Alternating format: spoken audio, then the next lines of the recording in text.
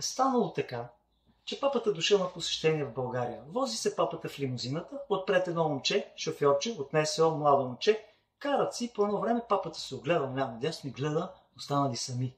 Някакъв пропуск на кортеж, леко изостанал, обаче те си казват, това е момента.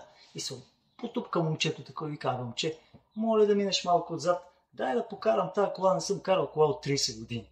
И шофьорчето, ма как така, вие сте папата, аз съм вашия шофьор. Дай, момче, между нас ще си остане, бе. Дай да видим да си направя това удоволствие. Кой ли знае кога ще ми се даде пак възможност. И момчето какво да прави? Минало отзад, папата минава отпред.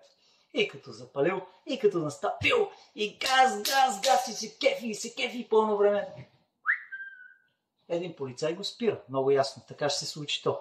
И папата няма да каже, спира колата, сваля леко прозореца. Поглежда такъв един гузен, а полицай поглежда папата и такъв в недоумение. Извинете, аз само за малко. Дъпна се така назад, извадил телефона и вика, шефе, тук спрет някакъв много голем баровец, какво го правим то? Какъв голем баровец, бе? Да не е президент някаква фирма. Шефе, трябва да ти кажа, че е някакъв много по-голем баровец. Какъв по-голем баровец, бе? Да не е президент някаква държава. Шефе, не знам какъв е, ама папата му е шофьор.